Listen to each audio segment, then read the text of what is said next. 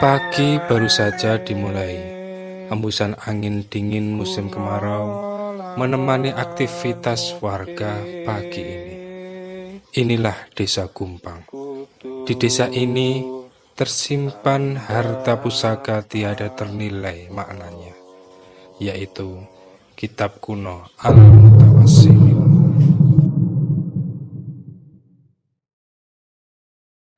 Asal-usul sejarah Gumpang ini, kalau saya sering bicara orang-orang tua, termasuk dulu Mbah Demang, yang sekitar rumahnya itu ya pasar, depan pasar ke selatan itu dulu sumber air besar itu. Jadi sudah 2 kali diratakan, tapi turun lagi, diratakan turun lagi. Nah, terus akhirnya Wak Salam itu sampai meniduri 2 tahun lebih di atas air, maka sekarang hilang. Nah, di pasar itu dulu mau jadi laut, ya. Tapi istilah orang dulu katanya ditutup dengan gong, ya, sehingga sudah tidak jadi. Nah, perjalanan antara Keraton Kartosuro ke Surakarta itu banyak halangannya juga di Gumpang, ya. Jadi, mungkin di sana jatuh, ya. Tapi kalau masuk desa Gumpang ini jangan dianggap mudah. Bahkan para Belanda dulu mau masuk itu sudah dialog dengan Mbah Demang itu yang ada di Sumur Bandung. Sumur Bandung masih ada sih Pak. Masih Sumur Bandung itu untuk menghalau Belanda agar Belanda itu kalau masuk dari desa Gumpang itu kelihatan hutan ataupun pokoknya dia udah bingung. Jadi jangan mempermudah ketika masuk Gumpang gitu. Masa lalu saya dulu waktu sekitar 2013, tahun 2013 yang lalu, saya ada tugas mata kuliah stilistika. Waktu itu saya masih semester 6. Inti tugas itu adalah menganalisis novel karya sastrawan angkatan 45 ke atas, tahun 45 ke atas. Kemudian saya tanya Pak Mul, karena saya tahu beliau punya koleksi buku yang sangat banyak. Jadi saya pikir beliau pasti juga punya koleksi buku yang sastra zaman dulu. Kemudian beliau menunjukkan saya beberapa koleksinya di perpustakaan PKBM Pinilih itu. Dan saya secara tidak sengaja menemukan naskah kuno ini. Kemudian saya buka sekilas, loh ini naskah kuno Arab Gundul. Kalau di ilmu sastra Indonesia ini bisa jadi kajian yang sangat menarik, apalagi skripsi, terutama dalam bidang filologi. Filologi adalah ilmu yang mempelajari tentang seluk-beluk naskah, terutama naskah kuno. Yang kemudian setelah mengerjakan tugas, singkat cerita menganalisis novel itu kan. Setelah itu saya minta kepada Pak Mul, wah ini naskahnya disimpan dulu Pak Mul. Suatu saat kalau saya sedang skripsi akan saya pergunakan. Jadi di dalam sastra Indonesia ada pelajaran filologi. Salah satunya cara membaca Arab Melayu, Arab Gundul. Iya. Jadi dari pengalaman itu saya langsung bisa membaca, oh ini naskah Melayu. Ajaran tauhid dalam Islam. Dalam konteks ini ajaran tauhid yang dibahas itu mengenai sifat-sifat wajib Allah dan sifat-sifat mustahil Allah. Wah, ini berarti sudah masuk ke ranah kitab. Genre karya sastra adalah sastra kitab. Sastra kitab merupakan sastra klasik atau sastra kuno yang membahas masalah agama. Dalam hal ini tauhid, ajaran tauhid dalam Islam. Nah, bagaimana bisa dikatakan sebagai karya sastra?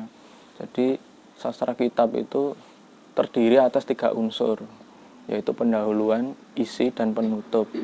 Nah, dari struktur sastra kitab itu saya melihat ini sangat memenuhi kriteria dan disetujui oleh dosen-dosen pembimbing saya bahwa ini memenuhi kriteria sebagai karya sastra. Sebagai contoh, dalam pendahuluan ada, kalau dalam struktur sastra kitab itu ada katakanlah bismillah, alhamdulillah, kemudian sholawat, kemudian latar belakang penulisan kitab. Kemudian yang bab kedua adalah isi.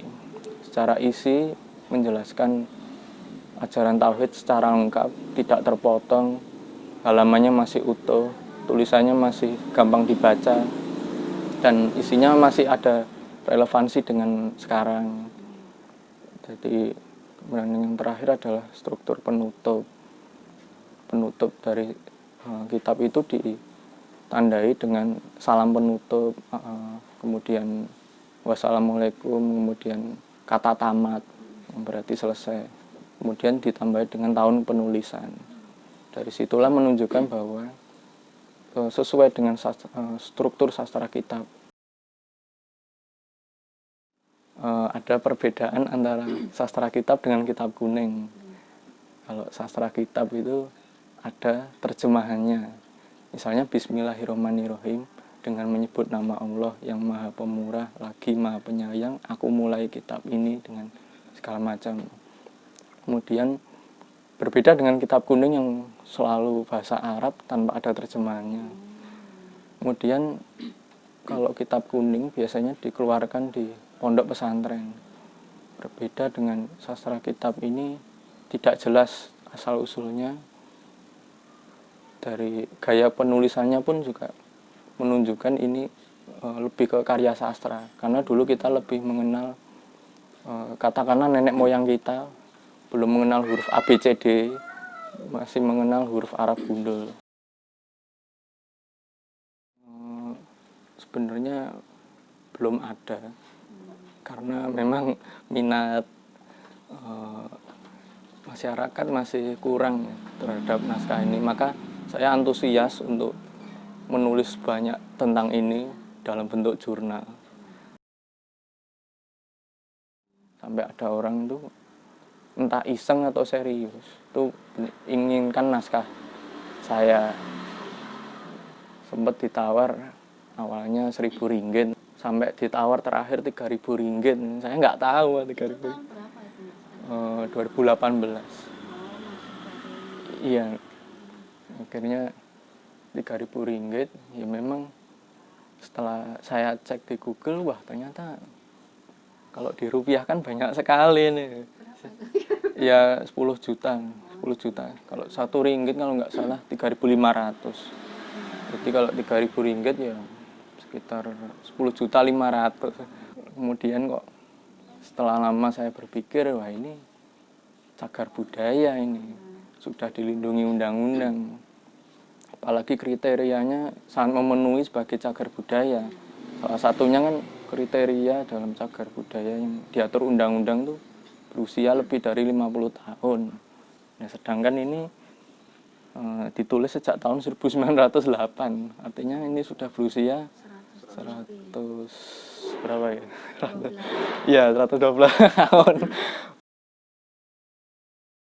Kalau saya pribadi, saya sangat setuju karena sumber daya manusia kami sangat terbatas dalam merawat naskah ini. Jadi kalau memang, apalagi pemerintah sekarang sudah mempunyai teknologi yang canggih dalam merawat naskah. Jadi kalau memang untuk saya bersedia. Lalu ini kertasnya kertas merang, ya.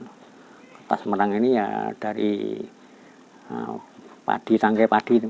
Atau jerami. Pembuatannya gimana ya Pak, kertas itu? Ya merang itu kan merang nanti